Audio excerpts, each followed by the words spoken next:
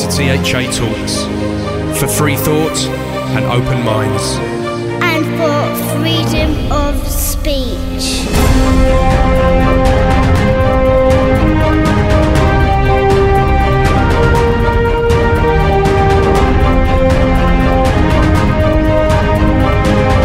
Hello, I'm Paul Obitelli and welcome to What's News on THA Talks, the alternative podcast show from the UK. If you'd like to check out all our free content, please visit our full archive at www.thatalks.com. Our talks include news, conspiracies, spirituality, the occult, science, history, art, philosophy, religion, and much more. And if you'd like to contact us and give us some feedback, maybe you'd like to recommend a guest for the show, you can email us info@thatalks.com, or you can go to our website and contact us there. And don't forget, you can subscribe to the show via our RSS feed, and you can also find us on Spotify, TuneIn, iTunes, Stitcher, and many other podcast directories out there.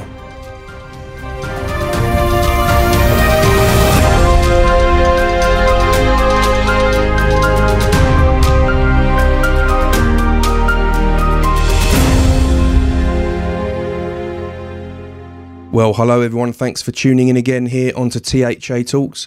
Got a very interesting hour ahead with John White, who'll be joining me shortly. We're going to be covering the political situation in Europe at the moment, with the elections coming up in Italy in particular, and also obviously covering some of the shootings that's happened over in the US again, and as well as the unfolding censorship that's hitting the internet, that's worrying a lot of people, including us very much so. So lots to discuss over the next hour or so. Before we go there, I'd like to plug an event with that David Parry is holding. Also Anthony Peake is going to be there.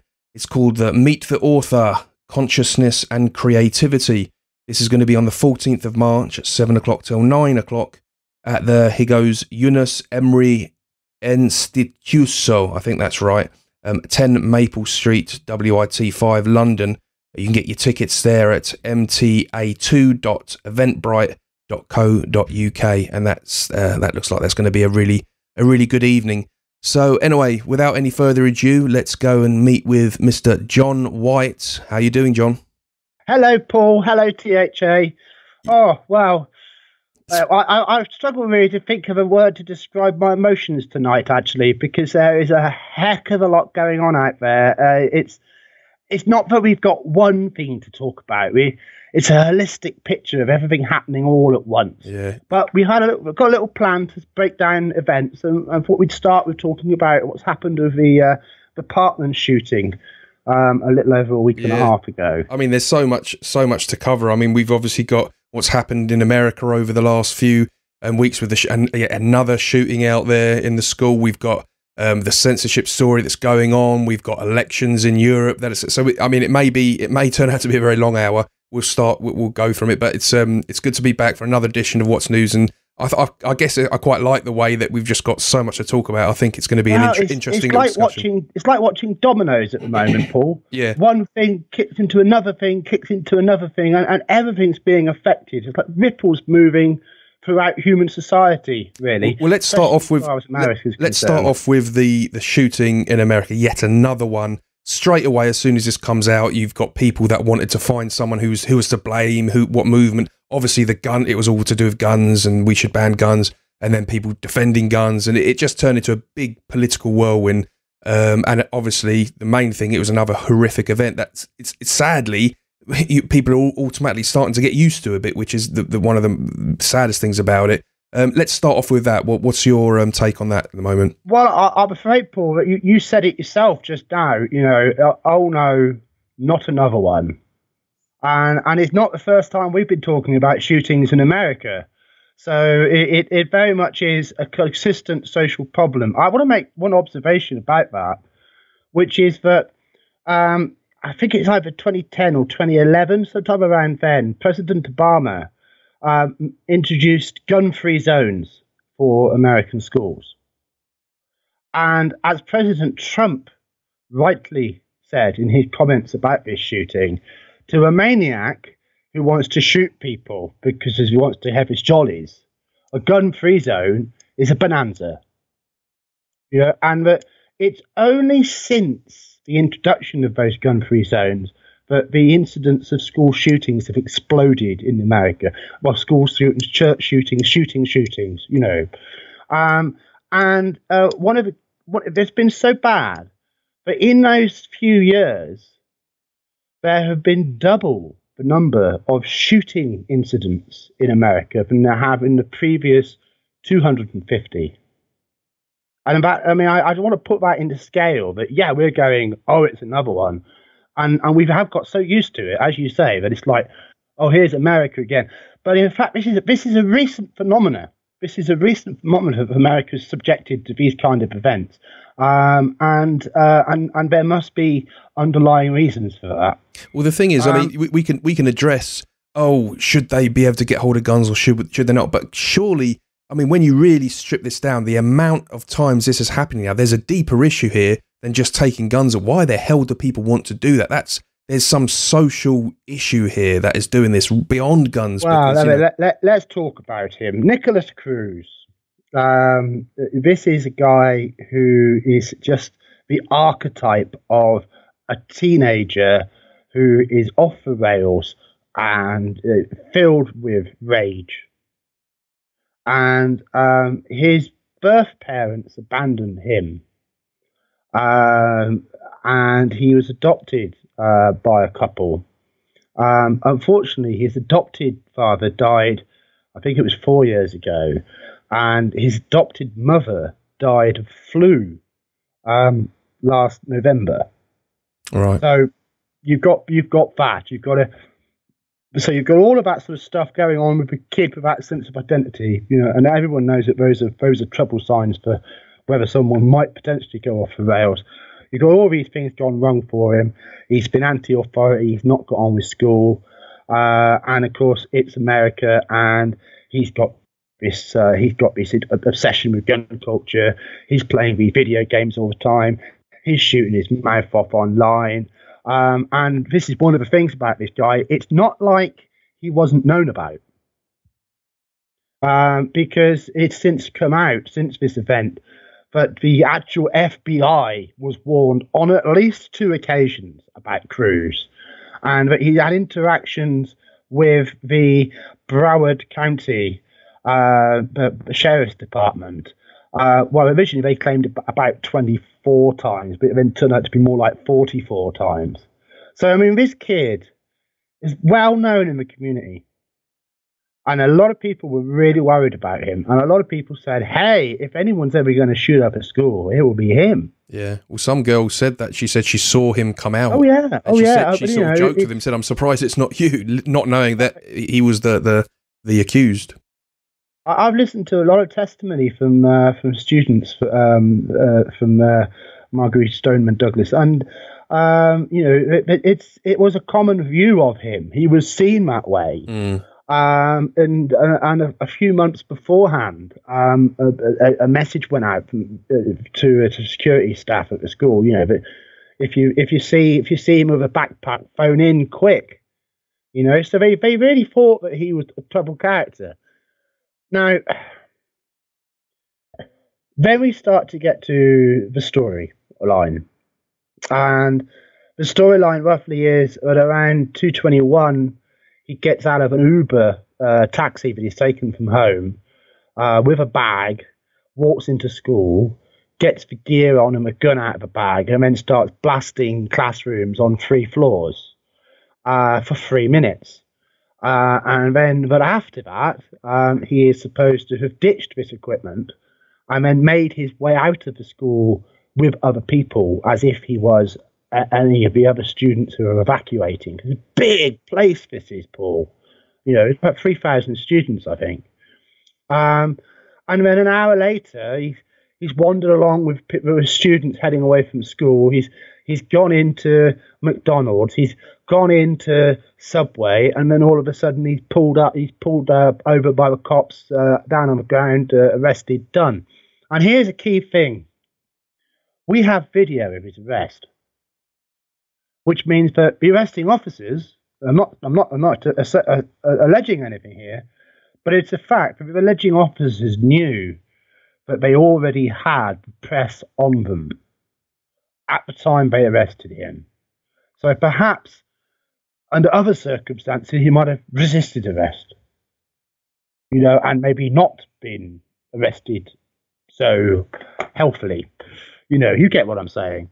So we have that aspect of it, but here we have one of these school shooters who has been taken alive, because that's rare. Normally, they either persist until they have to be shot dead or they shoot themselves. This guy had a plan, apparently, according to the story we've been given, to get away with it. But, and there's a lot of buts here, we also have to look at what doesn't side with that. Now, we've got some alarming testimony. We've got a teacher who's come forward to say that she stuck her head out into the corridor and saw the shooter and was confused because she thought the police were shooting them. Because she's describing somebody in body armor, combat jacket, fatigues. Yeah. This is not a gas mask and some smoke bombs like the original narrative. This is somebody wearing professional equipment. And she also said, firing a rifle I've never seen before.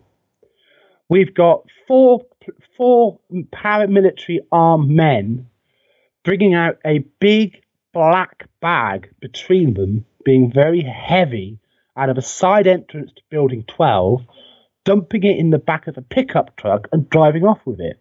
Who are they? Let me interject on this one. The thing is, when people talk about conspiracies, roll their eyes and stuff. But the thing is, when they say stuff like this, when we have witnesses say something like this, if it's not true, if they've just seen something, if they've just got stressful sort of images in their head that they're not really sure what happened, the thing is, surely they must look at these people and openly address it to us, explain to us why this woman has said she's. But they just ignore it and expect you just to go, well, that's obviously not true.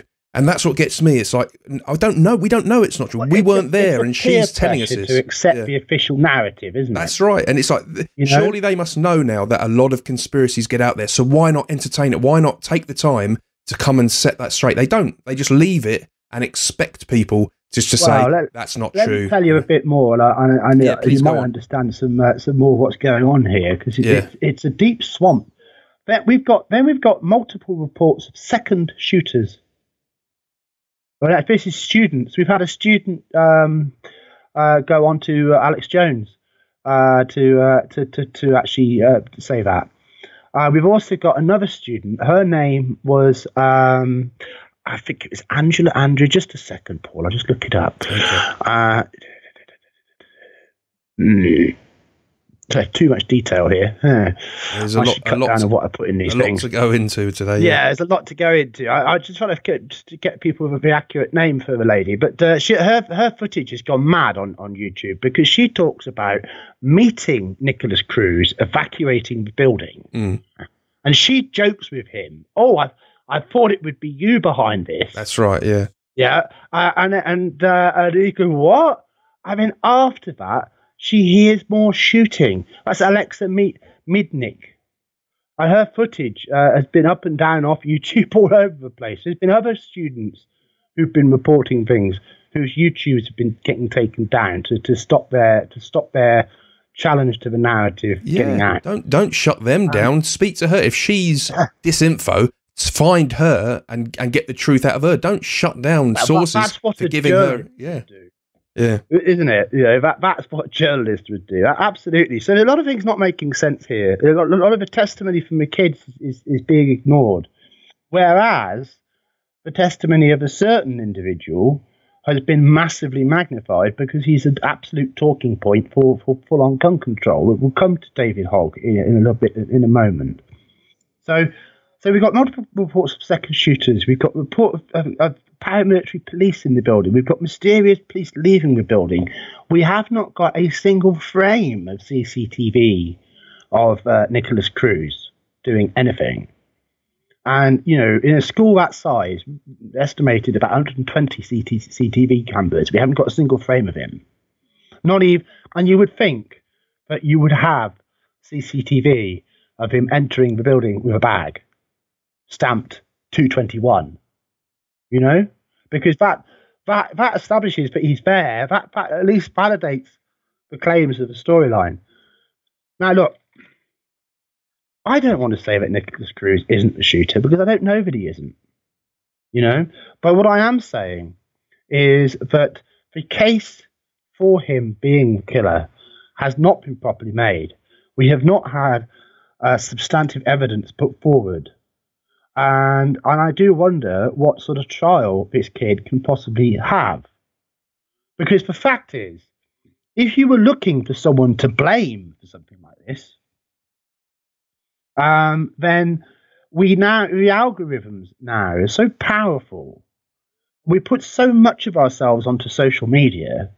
I bet you that the correct AI could do a search of the social media of any town and find at least 5 to 10 potential Nicholas Cruzes. Yeah, absolutely. Who could be made to look bad because of what they've shit posted, you know?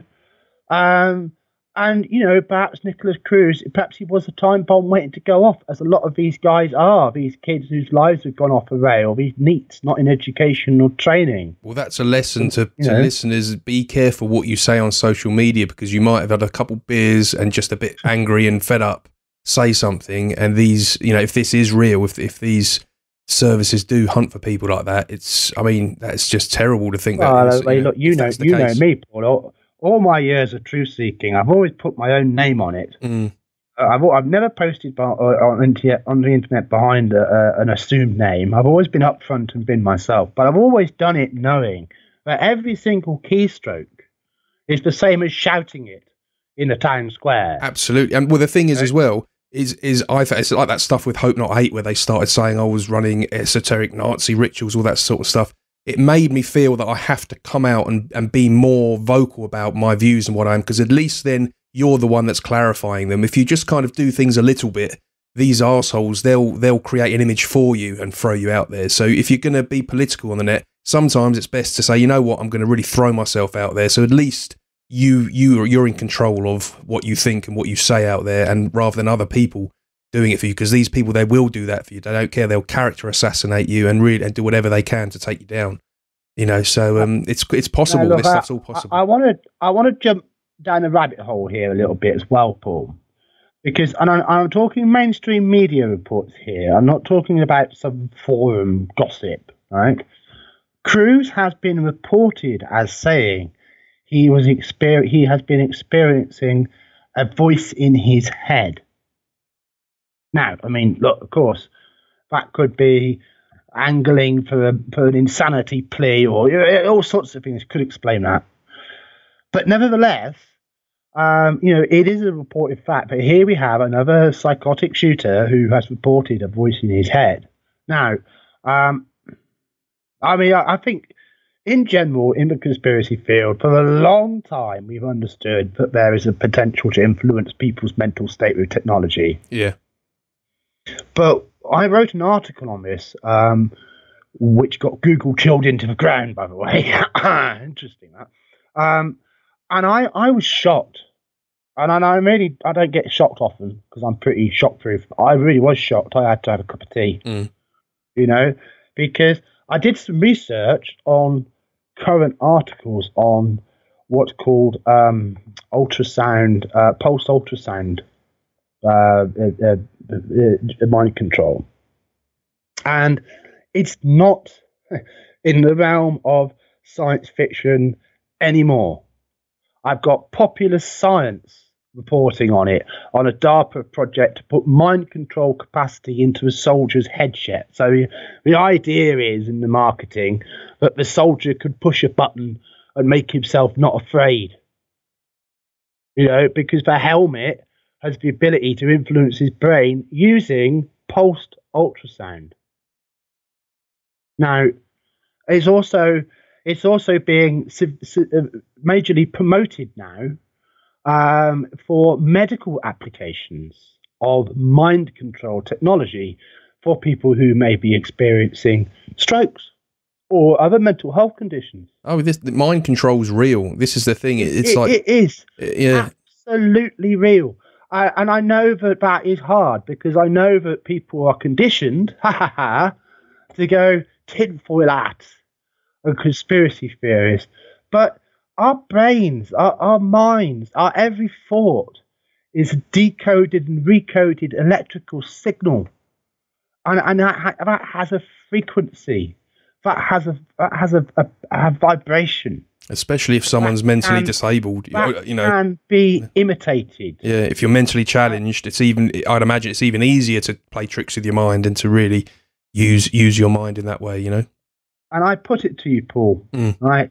If you've got an individual logging on to, I don't know, say a gun game via his Xbox or his PlayStation, because I better not introduce any bias between the brands, but you know what I mean. He's playing on his game console.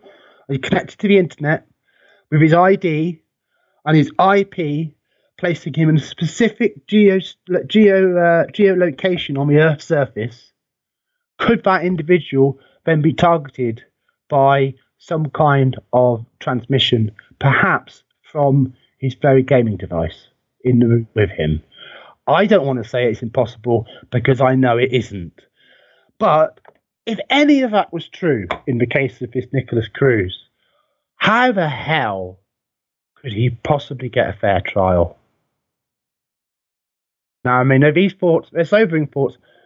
I think the guy has to go away. There's absolutely no doubt about that. And, you know, we're going to have to see how evidence they actually ends up coming out in this. But you know, I do wonder about it. I really do. And then it gets worse, because then we have the stand down of the police themselves. Now, a few days after the shooting, a scandal broke, but a police officer, Scott Peterson, had approached the building while the shooting was taking place, drawn his weapon, but otherwise not advanced. Now, I want people to understand very well that in America, since the Columbine school shooting, standing orders for all police are that you do not wait in a school shooting situation. You're not trying to establish a perimeter. You're not trying to contain a suspect inside an area. You're not trying to establish negotiation. The idea is to get in there and start attacking the bastard and take him out to save lives. Well, I mean, rather than standing down, I mean, you can understand some people might get a bit of the fear in them and stuff, but you'd expect you to at least go for, see if you can do something rather than standing down. That's just like saying, well hopefully not too many will die, you know. It's easy to say, oh, that man's a coward. I think there is something that chills the soul about the sound of automatic weapon fire. When the idea is that you're going to go in and take it on. I could understand someone's courage failing. I mean, I say understand it, not forgive it, because socially it's a massive failing when you take on that duty and you swear that oath. But nevertheless, if it was just the case of the benefit of the doubt, one man bottled it when it mattered, that's understandable. However, just when it thought like maybe we could cross that off in that box, oh no, there's 3 more Broward County officers who did nothing. So now it's 4 coppers who did not go into that building while the shooting was taking place. And then it gets worse. Then on top of that, the medical response as it came in, the medical response was also being delayed. And one of the teachers said it was 45 to 50 minutes after the shooting stopped that a medic came into the classroom. So you've got victims bleeding out in the building with the police not letting the medics go in. It's like Princess Diana all over again. It really starts to get really stinky. And then there's another layer to all of this, which comes back to this amount of times that Broward County had dealings with Nicholas Cruz. Because Broward County Sheriff Department had very cozy arrangement with Broward County School Board. Because if they didn't arrest students for crimes, Broward County's statistics would look awfully terribly good, and they get more federal funding. And that is why a potentially psychotic scrote like Nicholas Cruz was being left alone and left in the community and left with his guns. You know, it's how bad does this get? And now Sheriff Israel of Broward County is being investigated by the Attorney General of Florida for lying to the governor. So I think that there is a lot of pushback to come on this, Paul. And who knows exactly what is going to shake out about Nicholas Cruz in the meantime. But what a picture. You know, what a picture of an endemic corruption which led to greater and greater risks building up until suddenly this happens, assuming that it isn't something else being presented as fact. Well, of course. I mean, someone that's at the heart of all this kind of conspiracy information and different alternative info is Alex Jones. He's just had a serious threat with his channel to be shut down because he was airing some views similar to what we're talking about today, and they've kind of tried to twist what he's done and frozen his account a couple times. I think it's running now. I don't know. Of course, Alex Jones is a bit. He knows how to hype up a story, so sometimes you never know whether it's being sensationalized, as he does, which works and makes his show popular. But they're certainly targeting him, aren't they? And a lot of others. Look, forget the sensationalizing, right? That's not the case. Now, if this was just Alex Jones saying, "Oh, this is happening to InfoWars," maybe somebody skeptical, he's just after rating. But the fact is, it's a bloody social media apocalypse out there right now. Richie Allen, gone. I mean, you and I have our issues with Richie Allen, but neither of us would ever want to see his channel deleted. Yeah, absolutely not. Yeah. Jordan Safer, gone. Anti-School, gone. Jerome Corsi, gone, but we've managed to get him back again. And that's, and so many more.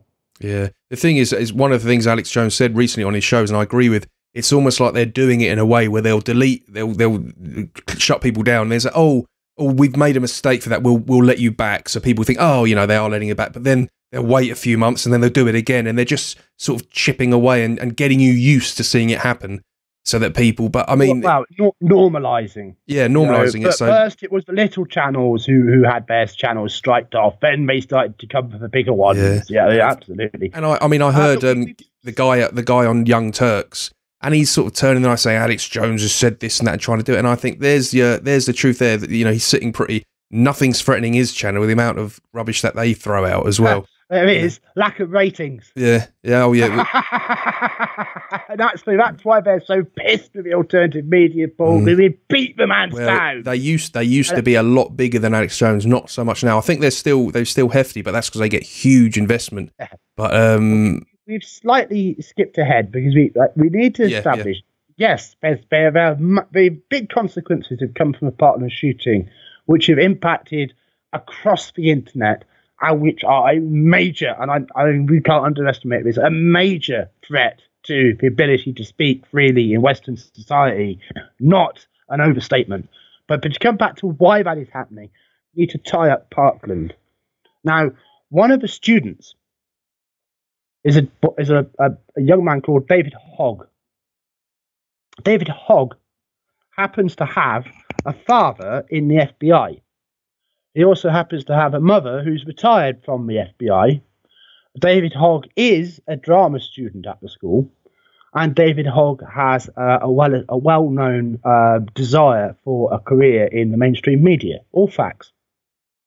Now, when David Hogg started to feature on CNN and the other major US channels, you might as well have just had an automated robot from the most dedicated anti-gun kind of cult mindset that America has to offer, because it was a talking point, word for word, Democrat ban all guns argument coming out of the mouth of this 17-year-old. The same 17-year-old who said in a variety of interviews, and there's a nice little clip that puts this together, but his sister, bless her, lost 2 of her friends in the Parkland school shooting.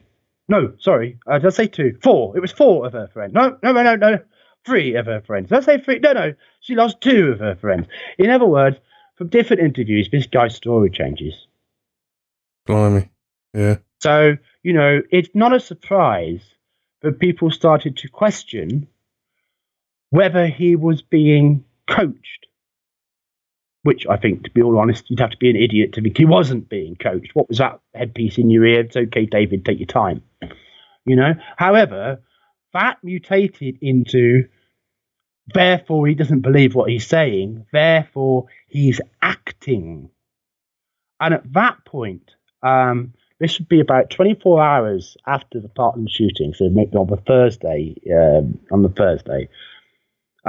somebody calling themselves, I think of the actual name, Laguna Antifa or something, and it was actually Antifa in the name of the Twitter account, put out a tweet claiming that David Hogg was a student of a school in California. Now, what he'd actually done was taken a picture of the yearbook from Florida and typically claimed it was from California. But you can imagine that everything went mental. And suddenly, along with this, attached to that particular tweet was this crisis actor phrase. And very soon, suddenly, the internet lit up with crisis actor trending, all pointing at this kid, at which point CNN then turned round and said that Alex Jones and other people who were talking about crisis actors were bullying David Hogg. And then the hammer fell, as they say. And it's been splat, splat, splat ever since. And there have been some encouraging signs. InfoWars originally had 2 strikes straight away. So that put them on 1 strike away from having the main Alex Jones channel stripped from YouTube, which is 33,000 videos. And, something in the region of 7.5 billion views. So you could pretty much say that one InfoWars video was viewed on that channel for every human being on the goddamn planet. That's a big channel. A little bit bigger than ours. But, just little. We wouldn't mind. But leaving that aside, InfoWars is a symbol now. Because if InfoWars goes down, if InfoWars can be taken out by these tactics, simply calling them bullies, and not proving any of this, by the way, Paul, just alleged stuff. I mean, Richie Allen, his channel got taken out because 2 years ago, he interviewed somebody called Wolfgang Halbig, who is one of the conspiracy theorists, I will use that phrase in his instance, regarding the Sandy Hook shooting. And Halbig says that the children were all spirited away and that they're all growing up and their identities are being hidden. Now, that's a big claim.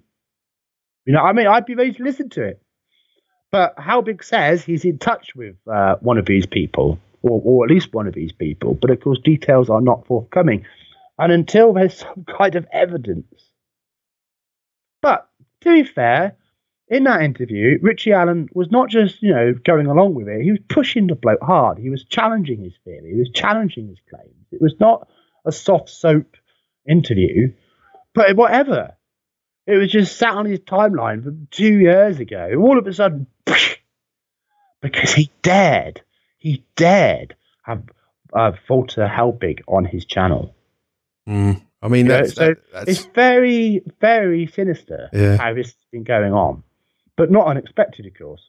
Yeah, and the thing is, there's so many people out there that are kind of. I think there's probably people deep down they're thinking, actually, this will be good. Maybe it would mean the likes of Trump or Brexit won't happen again. They just think they're going to get the political advantage. So let's just sacrifice our free speech, and they're not thinking it through,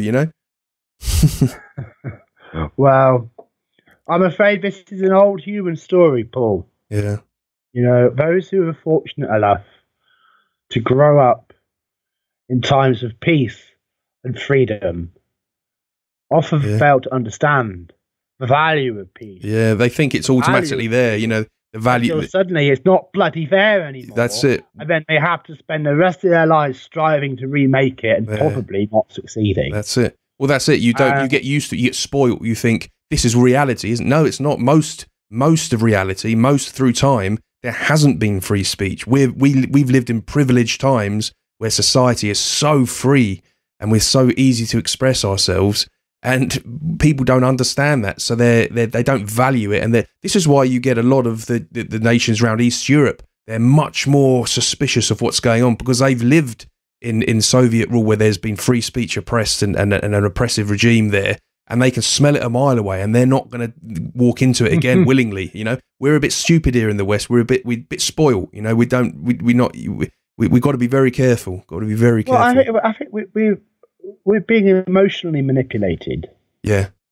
I mean, this whole business with all of a sudden CNN cares about bullying. I mean, what the fuck?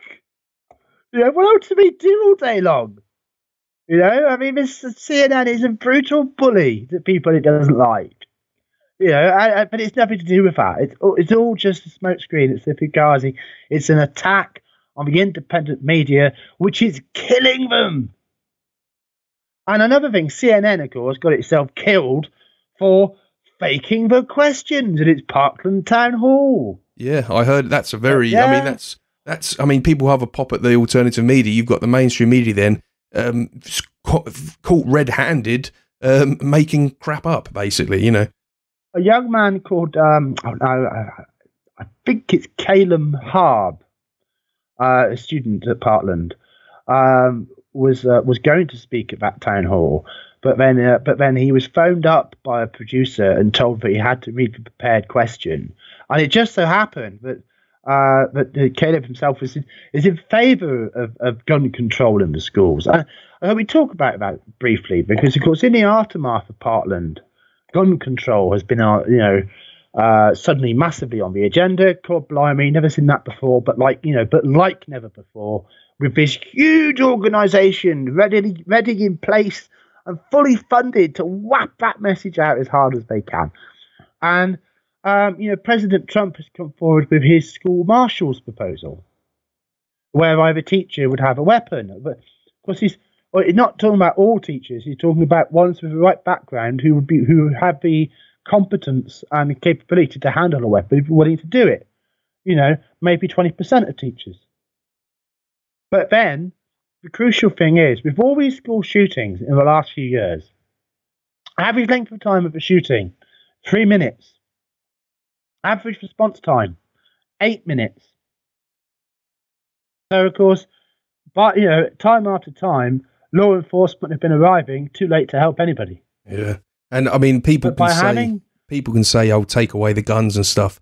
But the thing is, if someone is going to do something as horrific as that, they'll find a way of getting a weapon, even if it's not a gun. They'll get something.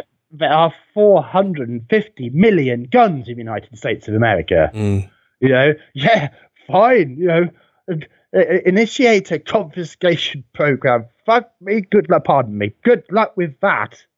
You know, trying to hello, we've come to take your guns away. I don't think I'd try it that way.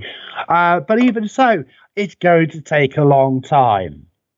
And of the crimes in America committed with a weapon, 85% are committed with an illegal weapon, which no change of the law would do anything about or anyway, because they're already illegal, but they're being smuggled in across the southern border. Oh, you need a wall. It's a little bit ironic as well. All of these things connect. You've listened for the last months and months of people go, "Oh my God, Trump is literally Hitler, man. You know, oh my God, we've got Hitler in control." And then they're saying, "Trump, take our guns away, mate. Take our guns away." I mean, you've absolutely got to laugh. It's like, because, right, okay. Hitler, job number one. Yeah. Confiscate the guns. Just get this guy, Hitler, please, could you take our guns away from us, please? You know, this is going to get... Oh, okay. Thank you very much. Now, we live in a gun control society, don't we, Paul? Well, although there are a lot of British duck shooters. Although about a year ago, I went into a very dodgy place not far from where I live, and outside I heard a gunshot. Went outside and saw someone had shot at someone through a bus stop window that had shattered. and the cab, it was in a kebab shop, and they ran outside. Oh my God, damn. So that was quite, I think, right. Okay, so there's guns about, and if they can't get guns, they're using acid now, or knives. You've got to fight the poisonous mindset behind it all. That's where it comes from. People always find weapons. You know, it's either that or we ban Marks and Spencer's kitchen department. Yeah, I mean, how many vehicles are there? And every one of them could be a weapon. Yeah. Absolutely right, Paul. And freedom isn't a bad ingredient to have in society. You should be happier in a free society. If you're starting to having to really put in rules like that, you're on a downward losing spiral. I can't see things particularly getting better because you have to ban people from doing that stuff. Because it's taking a really strange way to deal with things. There is a positive way to do gun control, right? The positive way to do gun control is to work on society itself, to make society less unequal, to ensure that there are opportunities widely available to lift people up out of poverty, and at the same time to have law enforcement that the public have got confidence in. Now, if you could do that, then you can get to a point where more and more people are going to feel, you know what, I don't need that gun, and I feel safe enough now that crime has dropped far enough that the risk of having it in the home is higher than the risk of something ever happening and me needing it, so I'm going to get rid of it now. You know, that is how to do gun control. You know, I mean, the idea that some kind of a law to stop people buying new rifles is going to do anything about illegal use of guns in the United States is fantasy. However, it's fantasy which the media is selling hard and using to crush their enemies. I guess they could do more to make it harder for criminals to get guns, and for people like this chap who they were suspicious about in a way. That's an area that you could easily attack. And my American friends will not forgive me at this point, Paul, if I don't mention, Obama could not have been running guns to them, as in Fast and Furious. The stuff which has gone on to create these problems, to institute the solutions that the globalists have been favouring. Once again, I have to say, thank God she did not get in. You know, because it wouldn't be very nice for anybody right now. But we need to focus on the impacts in the UK as well, Paul. Because at the same time this has been happening in the States, and we've had this massive repression going on and major channels under threat, threatening to completely change the truth movement on the internet, threatening free speech, we have the ever beautiful Hope Not Hate. Oh, just released their annual report. We'll have to entertain it, I suppose. Well, I've just written an article for your Newswire, actually, which is all about this Hope Not Hate report, because Hope Not Hate have just come out and said that the far right are just as big as, if not more, of a threat to the United Kingdom than ISIS. And of course, you know, where they speak, MI5 and the government follows. So, you know, I mean, there's no coincidences here that this is timing up at the same time that InfoWars and other channels who report on the UK as well are looking at being censored off the net. Outcomes Hope Not Hate looking to achieve very similar things. Now, this is a direct quote from Hope Not Hate, and those of us who know them as well as we do get somewhat chilling these words. The UK should be prepared for more terrorist plots and the use of extreme violence. Well, that's a very uplifting statement from them there. It is, isn't it? Yeah. You know, I mean, they're setting the tone there. I guess when they say hope not hate, they mean beg not hate. You know, get down on your knees and hope that you're not going to get blown up again because of our agenda that we're obsessed with. It is, isn't it? Yeah. Hope it's not you. Just hope it's not you as we bring upon our utopia that is for some reason we think is going to work. Down, bigot, and deal with it, or we're going to arrest you as being a far right extremist. How dare you question it? Yeah. Now, in the same article that referenced this new report, it's mentioned that Mark Rowley, who's the outgoing head of the United Kingdom counter-terrorism, says that since the 3 successful Islamic terror attacks last spring, 4 far-right terror plots have been foiled, particularly referencing this organisation National Action, which I believe is banned. Yeah, it has been. Alongside 10 Islamist terror plans. So the security, counter-terrorism saying that they've stopped 14 terror plots in the last year, or at least they're admitting to stopping. While 25% of those on the government de-radicalisation programme have far-right views. So, I mean, we have to recognise that there's a significant number of people who've had enough, who have just got so frustrated that they've become totally intolerant, and that intolerance has led to radicalisation. Well, this is it. I mean, I've been saying for a long time, when I've been warning people myself about the growth of Islam, there's going to be issues like this. I've said yes, and I said if and when you start getting far right activists that start using violence as well, this is going to be the fault of the agenda as well. You can't the thing is, they're not willing to take responsibility. It's very easy. It's very simple to know how to stop far-right extremism. Is to stop this globalist mass immigration agenda that's provoked it to begin with. I'm not saying we should approve. We should, say let people do that and get what they want. But it's pretty obvious that that kind of thing happens. It's common sense that it happens. We know how to stop the far-right terrorism because we know exactly where it's coming from. We know exactly what's triggering it. It's not a mystery. It's not something that we haven't got any control over. The issue is with the globalist agenda to flow mass immigration into the country and to force people and to tell them they have to deal with all the negative things that come with that. Now you're going to get nutters getting wound up. Perhaps they're very depressed anyway and they haven't got much to live for. They think, you know what? I'm going to pick up a gun. I'm going to shoot someone up in a mosque, or I'm going to do this, or I'm going to do that. This sort of thing will happen as a result of that for all. And yeah, innocent people are always going to die in this stuff. But I blame those who have got the agenda rolling to begin with. It's their responsibility because they're the ones that are unfolding this whole agenda to begin with. So it's their fault that we've got Islamic immigration, and it's their fault that far-right activism may be growing as well. I mean, it's very... that's my point of view anyway. Tony Blair and Jack Straw, around about, I can't remember what year it was, 2006, 2007. Mass immigration will only... Well, we didn't call it mass immigration then, of course. The new immigration changes will only bring in an extra 10,000 people a year.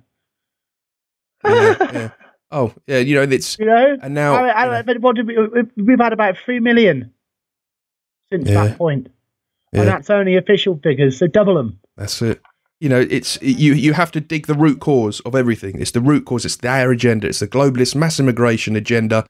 And when you've got parties like in Labour as well that are they can be as racist as they want to white people. Oh, white people are racist, this and that, banning them from certain conferences from the youth wing and all this, and they get away with it. And it's like, of course this is going to wind people. It's the government's responsibility to nip all that in the bud and say absolutely not tolerating that, so that people feel secure that the government are at least being fair with mass immigration. At least they're treating everyone the same, rather than the majority can get treated like crap because they're the majority, so they can't be oppressed anyway. This is winding people up. So I don't know what the Secret Services, what the knowledge they've got. But for me, I'd be surprised if there's any particular groups that I find. I'd reckon it's more individuals that are sort of getting wound up that they're finding on YouTube or other things. Look, I mean, hope not hate, as you and I both know. They are fanatic about mass immigration. Oh, it's wonderful. To say a single word of even the mildest rebuking question about the virtue of mass immigration is to be the literal bloody heretic. And they respond like this is somebody who needs to get burned at the stake because they have contravened my holy writ. That is how fanatic hope not hate are. And that they represent that hardcore fanatic side to the left. But in somehow see mass immigration as a kind of getting revenge. They don't care about the immigrants either. They're using them. Mindset. Yeah, they're using them. They don't care about them. If anything, it's putting other it's putting genuine immigrants that have worked hard to get here and become British citizens. It's devaluing their position as well, because it's making immigration very easy and cheap. You know, click your fingers, let anyone who wants to come here. You know, we'll make do with it. It's putting them in a position as well. So it's putting the whole situation, making the whole situation insecure. And I've spoken to a lot of like black immigrants and Arabic ones, and you'll be surprised the amount that actually agree with the sort of a lot of the right wing's views. Not obviously not the far right violent ones we're talking about, but just general the populist view. You know, they can see it as well. I think, Paul, I had a conversation this week, which I think really does sum this up as to why people are turning away from the mainstream parties. And what they're offering. I was talking to one of those lovely Ramonas, that we know so well, and you know how clever they all think they are. So he piped up and he said, "Well, people voted Leave because they felt ignored and disenfranchised." Oh, right, I thought. And now you want to have a second referendum or overturn the result or remain anyway and ignore them and disenfranchise them, and you think that's a good idea. You know?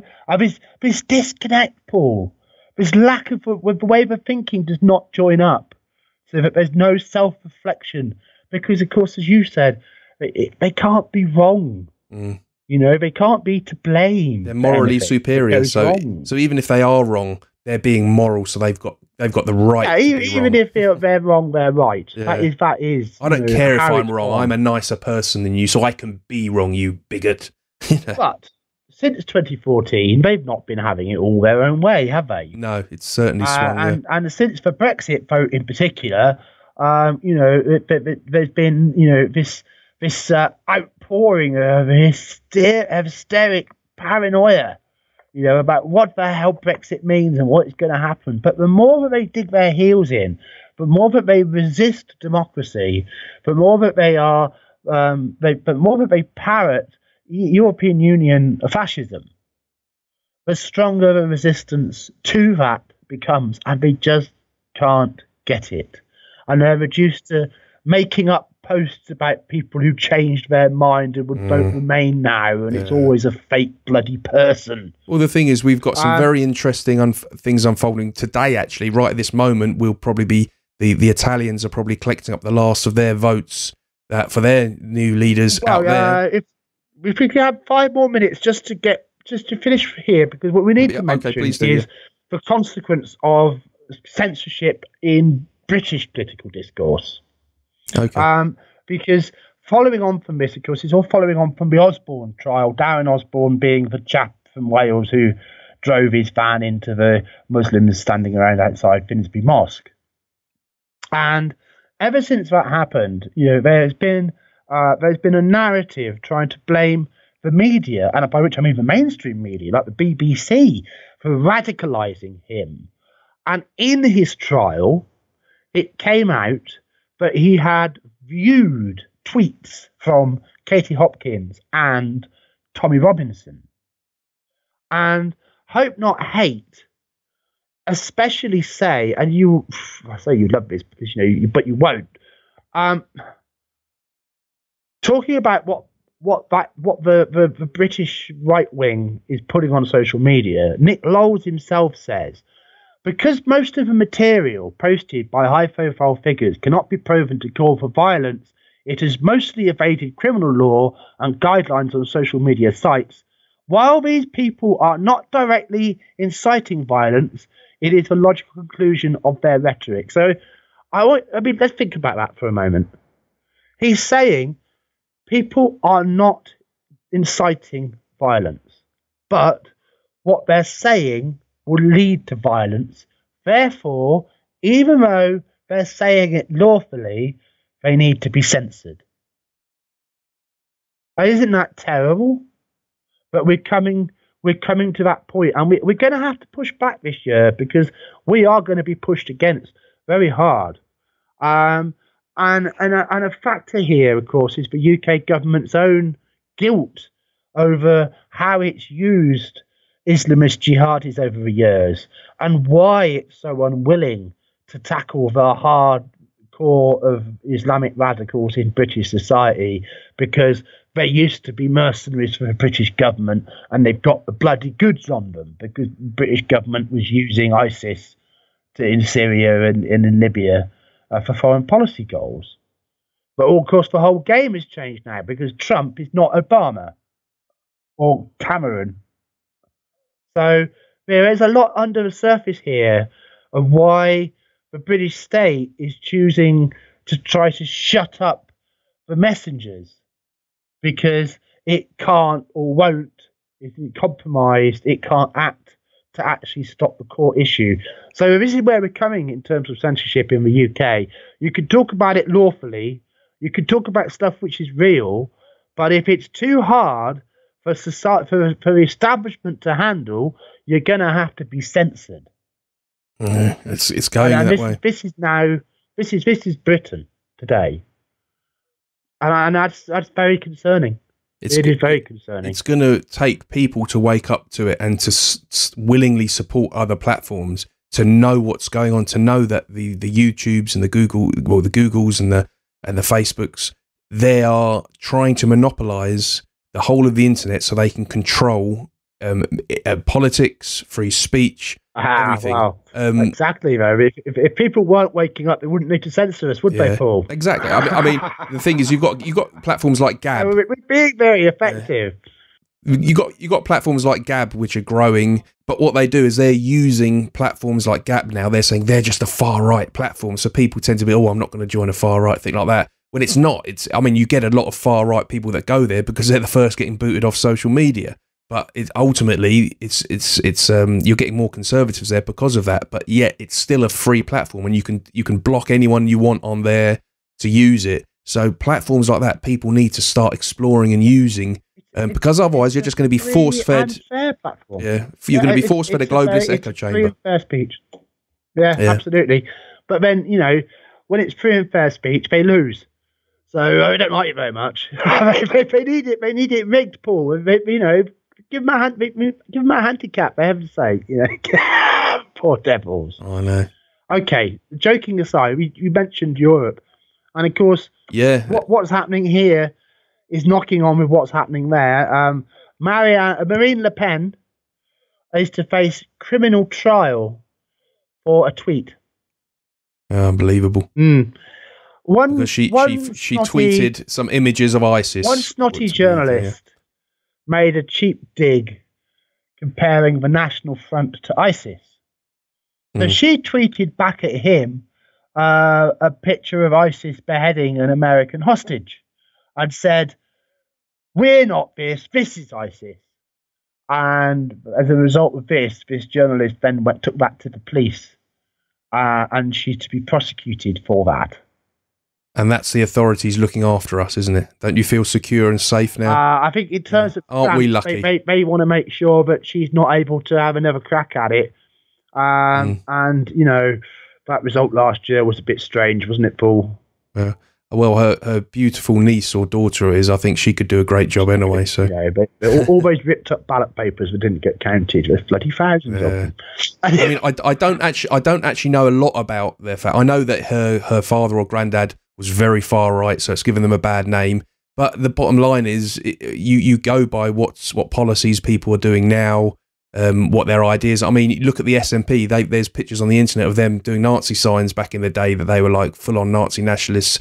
In that day, no one chases them up about that now. They're a new party. They've got new ideas, and they're doing their thing. Although I'm not. They're totally reformed. They're nothing like that anymore. So you've got to hear people from face value, not say your great granddad was a Nazi, he was a fascist.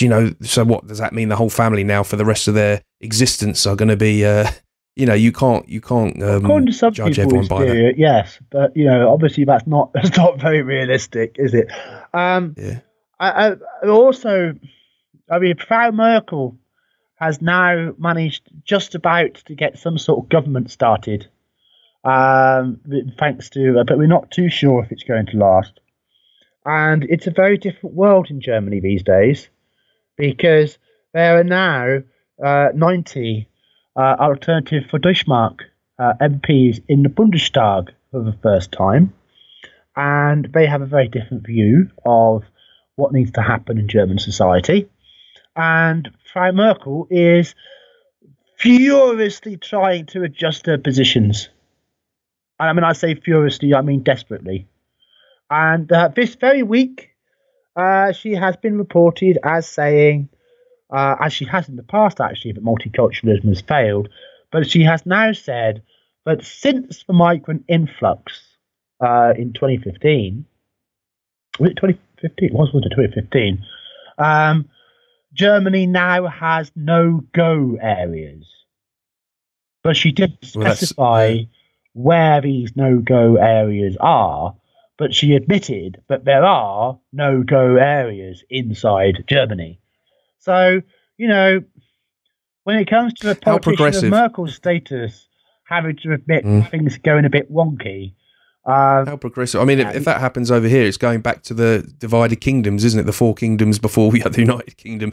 You know, is that the direction we're going in now? Because you've just got this wonderful multiculturalism and people end up just hiding away in communities and say, we want to govern ourselves, screw the rest of you. Because that's the road we're going down. That's how it's heading, look, you know? Paul, I mean, I genuinely, I want to live in peace with everybody. You know, I'm not interested in conflict. I want us to have a mutual society which works for the benefit of everyone. And I think that if you look at British society, and if you look at how British society has actually been experimental and leading, social evolution across the centuries. If you look at how much we've done, you know, we've always been a tolerant and accommodating country. And absolutely, you know, even for Britain to unite in the first place and stop being a bunch of arseholes having a go at each other all the time, for us to come together and unify to become the United Kingdom, you know, we had to learn the ways of tolerance. So I see what's happening to British society, the pressures in society, and the way that the people have been abandoned by the establishment as truly shameful. And it's been taken advantage of, hasn't it? It's taken advantage, putting everybody's future and security at risk. Absolutely, but it's always worked on the basis that we agree to follow the laws of the land, and that certain things are private business. You know, that phrase, of course, an Englishman's home is his castle. But the idea that there is a boundary, a moat, where you go, this is me and my space. I mean, I'm in the public space, I'll obey the public rules, but the state can't intrude in my bit. And that's how we've stayed free, that balance. But now we face these situations in these modern times with the radicalization and the polarization and the divisiveness of the race identity politics and what it's doing to people and how it's making people hate. And you know, because we see both sides of that. You know, I mean, we see when someone on the right is going too far, and you think, you know, you need to pull back. This is too much. You know, you're not being reasonable. You know, but the hate on the left, you know, it is like talking to. It's like they're so angry with things, they just want to tear it all down, but they're just not. They don't seem to have what they've got nothing to replace it with. You know, they just want to tear it all down, and it's like what you were saying before, where you appreciate the freedom you've got. Life hasn't always been great. There's never been a paradise on earth, unfortunately. We've learnt to rely on good things that we ourselves create to keep us going, to keep life good. And the thing is, it's almost an element of being. So I'm not saying there's no problems in Europe at the moment, because there certainly are. And there's a lot of people that are less fortunate than others. But you know, you've got to think it through. And I think, I mean, a lot of people laugh at me when I say this and say it's conspiracy theories. It's cultural Marxism. It comes from things like the Frankfurt School, which was an experiment that came over from East Europe after the war to condition Western society so that it can be converted to a more socialist, communist type way of living to basically take apart all our traditions and our cultures, our religions, our nationalities, and take that all apart so the state becomes derooted and much more easy to control and manipulate. And I'm convinced that's really what's behind all this. And people can laugh, and so that's my opinion. And I'm always open for people to come onto the show and to either support what I'm talking about with some information, or give me some other information and say, you know what, you're hoodwinked. That's not true. I want to learn. But so far, that makes so much sense to me. Social engineering is a very well respected science. You know, it's taught in universities up across the world. You know, and what is social engineering if it isn't adjusting people's opinions without them necessarily realizing it? You know, I mean, public relations. Every single company on the planet has got some kind of public relations. But the very phrase public relations was a propaganda term designed by Edward Bernays so that the techniques of military propaganda could be applied to business. You know, and this is history. This is truth. This is the truth for how our society has developed through the 20th century. And if we can't face that now, in a world where emergence and possibly even disclosure are actually right on the horizon now, where we're facing a fourth industrial age, and we need to define mankind's relationship with artificial intelligence and the kind of society that we're going to have in the future, but we can't even understand our own recent past and how our society today has got to how it is, and the forces which shape it that way. We're in big trouble. But that's what the truth movement has always been about. You know, is to get that awareness out there, so that there are enough people who are informed and willing to make a difference, that they'll lend their shoulder to shoving the social discourse the other way, and making the arguments and supporting the points of view that can make a difference and shift us to a better vision. Absolutely. We are pushing a bit on. We are pushing a bit on with time, and I would like to cover right now, as I said earlier, the Italian elections are probably counting some of the votes now as we speak, and it's looking like the five-star party out in Italy will get the biggest vote, and is probably going to have to team up with Berlusconi, or there's another well, they call it far right. Anything that's anti-immigration now they call far right, but another far right party, and others. It looks like there's going to be likely an anti-EU led party in Italy. I'm just looking at a picture now on BBC with a topless feminist charging at Berlusconi. So he's gone up. He's gone up in my estimations already. There, he must be doing a good job, I think. So she looks like she's just about to tear his head off. So he's obviously got the Trump effect. So yeah. I think it's for thousands upon thousands upon thousands of illegal refugees. On top of having their government overthrown in a coup by the EU, replaced by a technocrat, and the insult to the dignity of Italy and other Southern European nations that they've been suffering for years upon years. And yeah, the EU's got bigger problems than Brexit, Paul. Yeah, well, perhaps the EU's getting ready to put sanctions on Poland and Hungary, and then say to them, if you don't take all these refugees, we'll starve you out, because that seems to be their tactics, doesn't it? I think that might prove to be a very high-risk gamble if Mr. Juncker tries that one. We will see. And the bottom line is, you don't have to have an unsympathetic view to where these immigrants are going. You go to where they're going, you speak to their government, and you say, you need us to sit down and help you out, because this is causing problems. You know, there seems to be no common sense to this, no common sense to how this is unfolding.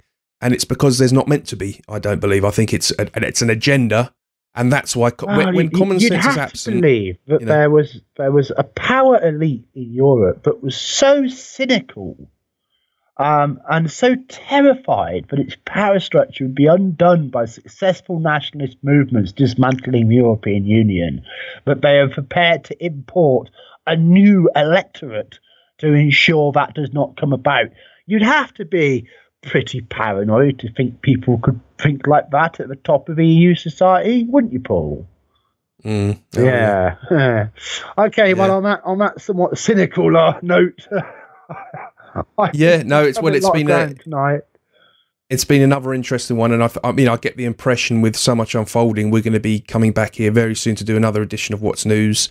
We've been a bit sparse this last month on guests, purely because we've had some terrible weather here in the last 2 weeks, which I've had to, as I'm earning some coins, had to have done a lot of work outside over the last couple of weeks. So I've been absolutely drained with the weather and stuff like that, and it's just zapped it out of me. So I'm a little bit behind, ladies and gentlemen, but we have got some really interesting guests that we're talking with to come on the show that I'm going to be looking forward to. And I'm sure you may have some guests you'd like to bring on as well, John, as well as doing I'm always on the lookout for more people. Yeah, absolutely. So let us know what you think about all this information. Anyway, peeps, thanks for listening.